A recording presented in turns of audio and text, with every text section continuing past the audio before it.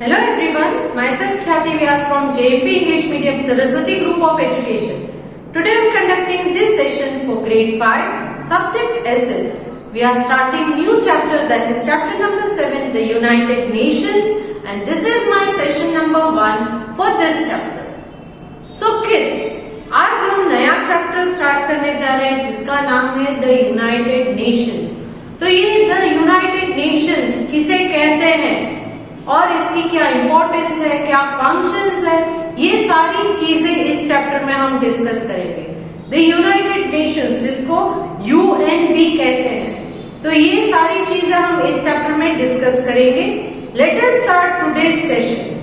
Okay, it is given in page number 325 in your text book. So the first world war broke out in 1914 and lasted till 1918. 1914 से लेकर 1918 तक first world war चला था। That means 4 years तक, correct? Then it caused huge damage to the entire world. क्योंकि ये world war था तो पूरा वर्ल्ड, पूरी दुनिया इसमें हिस्सा ले रही थी। पूरी दुनिया के लोग एक दूसरे से लड़ रहे थे और जब भी लड़ाई होती है तो क्या किसी का फायदा होता है? नो, इसमें नुकसान ही होता है, डैमेज होता है। अगर आप अपने कजिन से लड़ते हो तो क्या होगा? आपका नुकसान होगा, आपको लग जाएगी, डैमेज होगा, करेक्ट? अगर आप गिर जाते हो तो हाथ पैर में फ्रैक्चर आ सकते हैं, आंख में लग गया तो आंख में भी तकलीफ हो सकती है। तो कोई भी लड़ाई हो तो उससे किसी का फायदा नहीं होता है, उस लड़ाई से डैमेज ज्यादा होता है, नुकसान ज्यादा होता है। तो यहाँ world war, first world war, इसमें भी बहुत डैमेज हुए थे। This led to a world wide desire of peace which led to the creation of the league of nation in 1990। और क्योंकि बहुत सारा डैमेज हुआ था, तो डैमेज जब होता है और पूरी दुनिया में सारे लोगों का नुकसान हुआ है, डैमेज हुआ है, तो क्या होगा कि सारे लोग डिप्रेस होकर बैठ जाएंगे, दुखी होकर बैठ जाएंगे, राइट?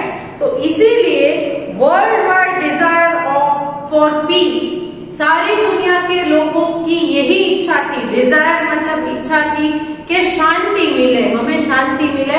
अब हम लड़कर थक गए हैं, अब वॉर खत्म हो गया है, अब शांति की जरूरत है। और इसीलिए it led to the creation of the league of nation in 1919। और इस पीस के लिए लीग ऑफ नेशंस 1919 में बनाया गया।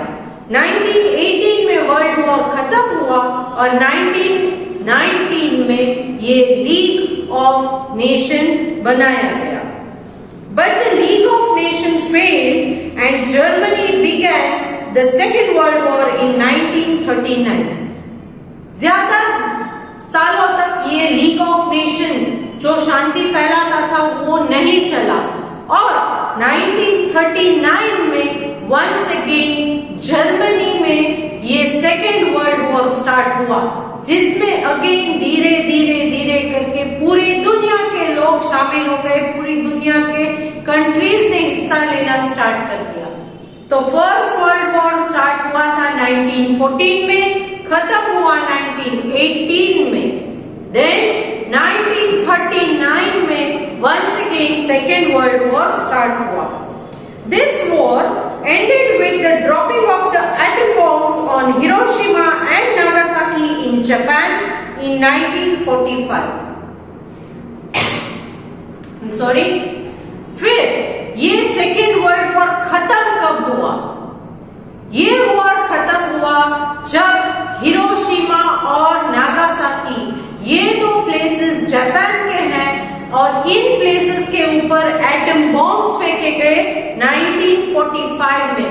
तब जाकर ये सेकेंड वर्ल्ड वॉर खत्म हुआ। किसी भी पर्टिकुलर जगह पर अगर आप बॉम्ब फेंकते हो तो उससे किसी का फायदा नहीं होता है, आप सिर्फ दुश्मनी निकाल रहे हो। मगर जहां पर बॉम्ब फेंका गया वहां बहुत सारे मासूम लोग रहते थे, इनोसेंट किड्स रहते थे, तो वो सारे लोग मर गए। और ये इतना डेंजरस बॉम्ब था कि आज भी अगर आप गूगल पर या यूट्यूब पर सर्च करोगे कि second world war Hiroshima and Nagasaki condition in 1945, तो आपको पता चलेगा कि बहुत खराब सिचुएशन हो गई थी, क्योंकि ये न्यूक्लियर बॉम्ब्स थे।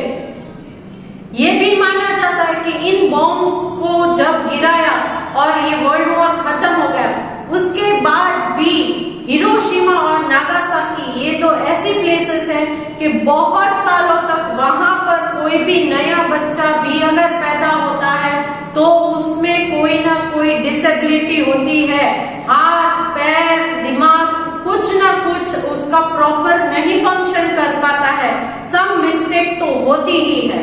तो इतना डेंजरस था वो। This war also caused huge destruction. इस वॉर से भी बहुत बड़ा destruction, disturbance, loss, damage cause होने लगा। The atom bomb killed over 3 lakh people and left several million homeless.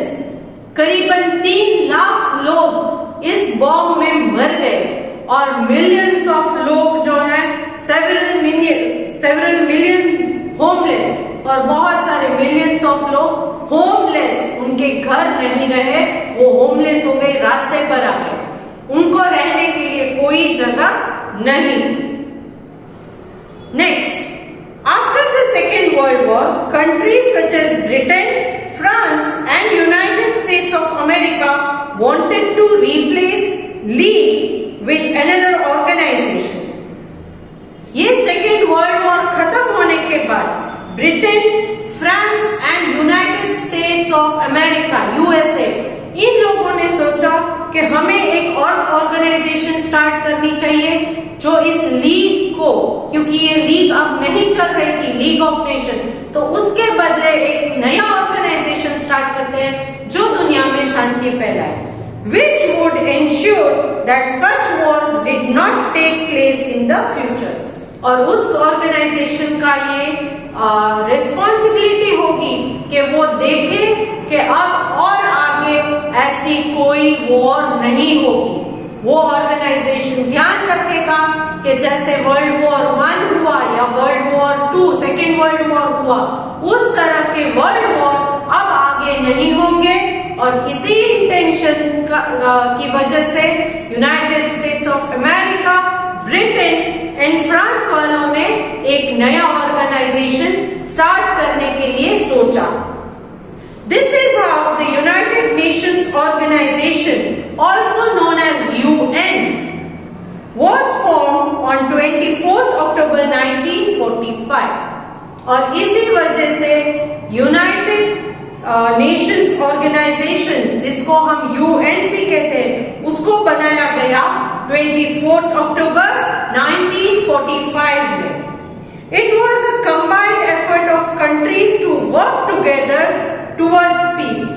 और ये यूनाइटेड नेशंस क्यों बनाया गया कि बहुत सारे कंट्री के लोग एक साथ मिलकर एफर्ट लगाएंगे towards the peace, to work together towards the peace. एक साथ मिलकर काम करेंगे, किसके लिए? शांति के लिए, कि आगे दुनिया में और लड़ाई झगड़े नहीं होने चाहिए। वर्ल्ड वॉर 2 में जो ये हिरोशिमा और नागासाकी के साथ हुआ कि तकरीबन 3 लाख लोग मर गए और मिलियंस ऑफ लोग होमलेस हो गए, तो सोचिए कि कितना बुरा हाल होगा तब दुनिया का। तो क्या दुनिया को शांति की जरूरत नहीं थी तब? यस। और इसीलिए 24 अक्टूबर 1945 में इस यूनाइटेड नेशंस ऑर्गेनाइजेशन को बनाया गया।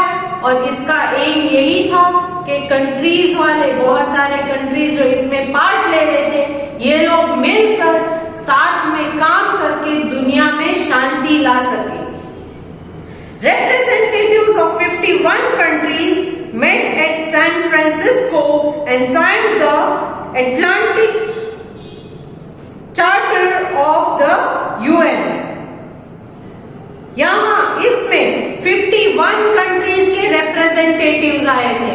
दुनिया में बहुत सारे कंट्रीज हैं, तो उन बहुत सारे कंट्रीज में से 51 51 कंट्रीज इसको मान रहे थे।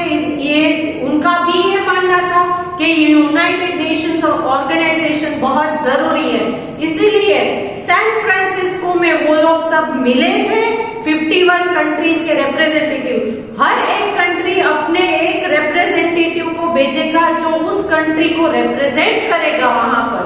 तो 51 कंट्री के रिप्रेजेंटेटिव सैन फ्रांसिस्को गए थे and sign the Atlantic charter of UN, और उन्होंने साइन किया था किस चीज को? अटलांटिक चार्टर ऑफ यूएन को, which lists the objectives and principles of this organization। तो ये अटलांटिक चार्टर ऑफ यूएन क्या था? इसमें ये यूनाइटेड नेशन के ऑर्गेनाइजेशन के ऑब्जेक्टिव्स एंड प्रिंसिपल्स को मेंशन किया गया था, और अगर आपकी कंट्री इन ऑब्जेक्टिव्स और प्रिंसिपल्स को मानती है और ये मानेगी कि वो उन ऑब्जेक्टिव्स और प्रिंसिपल्स को फॉलो करेगी, तो ही उस पर साइन करना है। करेक्ट? तो ये मीट हुई थी सैन फ्रांसिस्को में। The aim of the UN is to maintain peace and security in the world।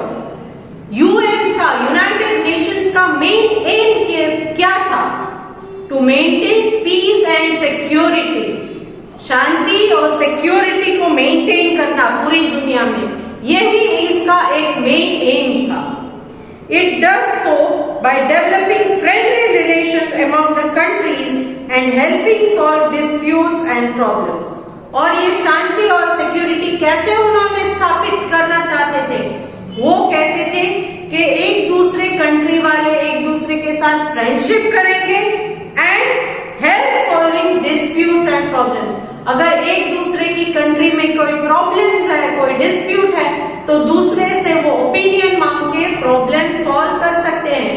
For example, आप और आपके फ्रेंड अगर तो आप लोग अलग अलग घर में रहते हो, अलग अलग घर में रहकर भी, फॉर एग्जाम्पल आपका घर जो है दो अलग घर है, वो दो अलग कंट्रीज है ऐसा मानकर चलो, बट आप दोनों तो फ्रेंड्स हो, तो ये क्या हुआ? दो कंट्री के रिप्रेजेंटेटिव फ्रेंड्स हैं। अब क्या होगा? आपके फ्रेंड के घर में कोई प्रॉब्लम है, कोई डिस्प्यूट है, और वो आपके साथ शेयर करेगा, तो आप क्या करोगे? उस प्रॉब्लम का सोल्यूशन उसे दोगे, उसकी मदद करोगे। तो यहाँ पर यूएन वालों का भी यही मानना था कि it does so by developing friendly relation among the countries and helping solve disputes and problems. Friendly relation रखना है एक दूसरे के साथ हमें, और एक दूसरे के प्रॉब्लम्स, डिस्प्यूट्स को सॉल्व करना है। डिस्प्यूट का मतलब है डिसएग्रीमेंट और fight between two people, group और कंट्रीज। डिसएग्रीमेंट मतलब एक की बात दूसरा नहीं मान रहा है, दूसरे की बात ये पहला वाला नहीं मान रहा है। डिसएग्रीमेंट है, मैं आपकी बात से एग्री नहीं कर रही हूं, आप मेरी बात से एग्री नहीं करोगे, तो वहां होता है dispute. Now its headquarter is in New York. ये यूएन का हेडक्वार्टर कहाँ है? न्यूयॉर्क में। India joined the UN on 30 अक्टूबर 1945, और हमारा देश इंडिया इस यूनाइटेड नेशंस ऑर्गेनाइजेशन में कब ज्वाइन हुआ? 30 अक्टूबर 1945 को। Then now talking about the principles. तो हमने ये सुन लिया कि ये यूनाइटेड नेशंस क्यों बना। फर्स्ट वर्ल्ड वॉर हुआ था 1914 से 1918 तक, फिर वो जाकर खत्म हुआ और लीग ऑफ नेशंस बनाया गया 1919 में, बट ये लीग ऑफ नेशंस ज्यादा दिनों तक नहीं चला। वंस अगेन जर्मनी वालों ने सेकेंड वर्ल्ड वॉर स्टार्ट किया 1939 में, और ये वॉर खत्म हुआ जब 1945 में हिरोशिमा और नागासाकी, जो जापान के दो एरिया हैं, उनके ऊपर बॉम्ब गिराए गए। तकरीबन 3 लाख लोग मारे गए, मिलियंस ऑफ लोग होमलेस हो गए, उनके पास घर नहीं था। और इस सेकेंड वर्ल्ड वॉर के बाद Britain, France and United States of America, इन लोगों ने सोचा कि अब जो पुरानी लीग थी उसको रिप्लेस करके एक और ऑर्गेनाइजेशन बनानी चाहिए। और इसीलिए उन्होंने यूनाइटेड नेशंस ऑर्गेनाइजेशन या यूएन को बनाया 24 अक्टूबर 1945 को। इसकी पहली मीट रखी गई थी सैन फ्रांसिस्को में और जहां 51 कंट्रीज के रिप्रेजेंटेटिव गए थे और उन्होंने साइन किया था अटलांटिक चार्टर ऑफ यूएन को, जिसके अंदर principles and objectives of united nations organisation थे। अगर उन्होंने एग्री किया है तो उसको साइन करना है। देन इस यूएन को इंडिया ने कब ज्वाइन किया? इंडिया ने ज्वाइन किया 30 अक्टूबर 1945 को। Now let's see which were the principles. तो इस यूएन के प्रिंसिपल्स क्या थे? The UN has the following principles which all member countries must agree to. उसके ये principles हैं। First one, all member countries must respect each other's sovereignty and rights. Her member country जो इस UN में हिस्सा लेता है, उन सारी कंट्री वालों को एक दूसरे कंट्री के सारे जो हैं sovereignty and rights को respect देना पड़ेगा। फॉर एग्जाम्पल इंडिया के जो राइट्स है उसको रिस्पेक्ट बाहर की कंट्री वाले देंगे और उनकी कंट्री के जो राइट्स है उसे हम रिस्पेक्ट देंगे।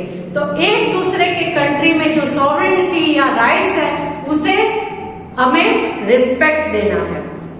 Second point, disagreements must be settled through peaceful means. अगर कोई डिसएग्रीमेंट है तो शांति से उसे सुलझाना है, सॉल्व करना है, सेटल डाउन करना है, लड़ाई करनी नहीं है। Then threats and use of force must be avoided.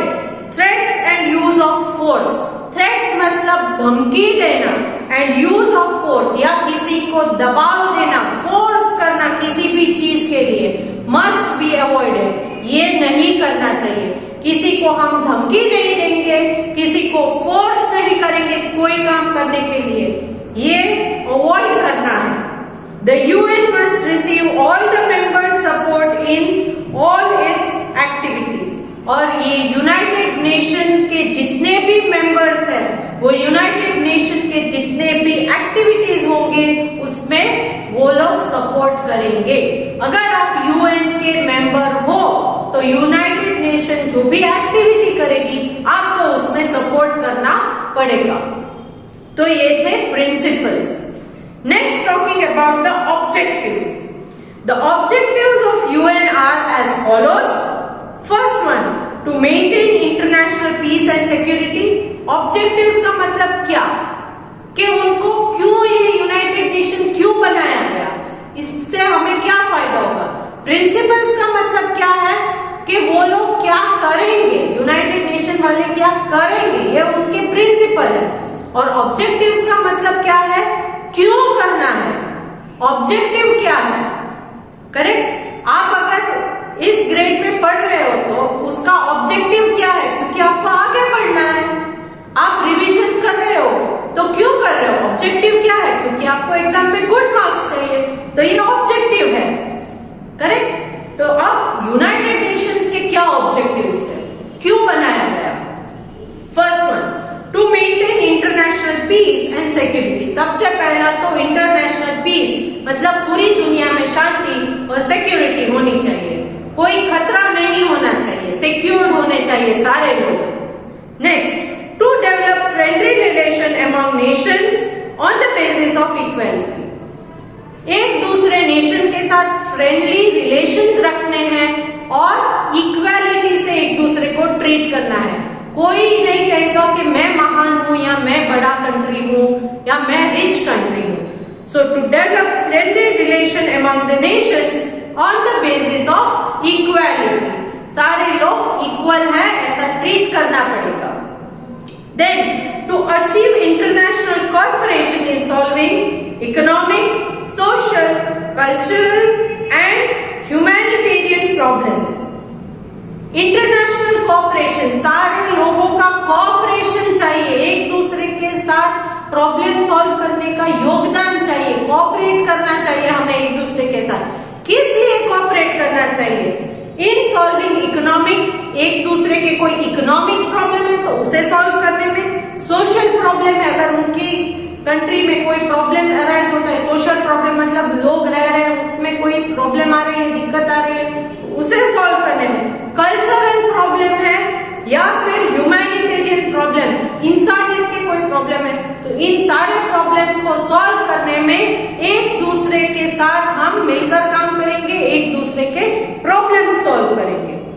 To promote human rights and fundamental freedom for the people of the world, पूरी दुनिया के लोगों को हमें ह्यूमन राइट्स, उनके जो ह्यूमंस है तो उनके एक पर्टिकुलर राइट्स होते हैं तो वो ह्यूमन राइट्स दिलवाने हैं, एंड फंडामेंटल फ्रीडम, और उनकी एक हद तक उन्हें फ्रीडम भी मिलनी चाहिए तो वो भी हम देंगे।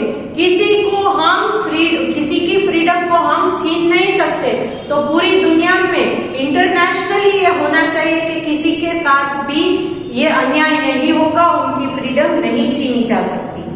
Next, to act as common platform for harmonizing the activities of various nations for the attainment of the objective of the UN. That means act as a common platform for harmonizing. Harmonizing मतलब शांति रखने के लिए सारे लोगों को एक साथ काम करना है and achieve the objective of UN. और UN का जो मेन ऑब्जेक्टिव है उसे अचीव करना है। मेन ऑब्जेक्टिव क्या है? शांति रखना, सिक्योरिटी होनी चाहिए दुनिया में लोगों को, तो इस मेन ऑब्जेक्टिव को अचीव करने के लिए हमें सारे लोगों को एक साथ एक प्लेटफॉर्म पर काम करना है। Next, to save succeeding generations from war, तो आगे की जनरेशन, सक्सीडिंग जनरेशन मतलब हमारे नेक्स्ट जनरेशन वाले, फॉर एग्जाम्पल आपके मदर फादर की नेक्स्ट जनरेशन आप हो, आपकी नेक्स्ट जनरेशन आपके बच्चे होंगे, तो इन नेक्स्ट जनरेशन वालों को वॉर से बचाने के लिए भी हम काम करना चाहिए, हमें काम करना चाहिए। To save succeeding generations from war. Now at present there are 193 member countries of the UN. 51 countries से स्टार्ट हुआ था UN, आज 193 countries UN के members हैं। The UN symbol in the map of the world surrounded by olive branches on the blue background. UN का symbol आप देख सकते हो, तो ये आप देखो, आप टेक्स्टबुक में यहाँ पर दिया गया है, ये यूएन का सिंबल है surrounding the olive branch. Olive एक प्लांट है और उसकी ब्रांचेस दोनों तरफ लगाई गई है, तो ये the UN symbol is a map of the world. World का मैप बीच में दिया गया है और surrounded by the olive branch, surrounded by the olive branch on the blue background, और पीछे का बैकग्राउंड किस कलर का है? ब्लू कलर का। तो ये था हमारा यूनाइटेड नेशंस। नेक्स्ट सेशन में हम ऑर्गन्स ऑफ द यूएन, इसके बारे में स्टडी करेंगे। आज का सेशन हम यहीं तक रखते हैं। I am sending a PDF to you, that is worksheet based on the fill in the blanks. इन ब्लैंक्स का आंसर आपको हिंट बॉक्स में से देखकर ही लिखने हैं। ओके, अप्रोप्रिएट ब्लैंक्स में आंसर लिखिएगा हिंट बॉक्स में से देखकर, and you will also read the chapter till where I have explained in this video, ताकि नेक्स्ट सेशन हम जब कंटिन्यू करें तब कोई भी डाउट्स न रहे। तो hope to see you good in next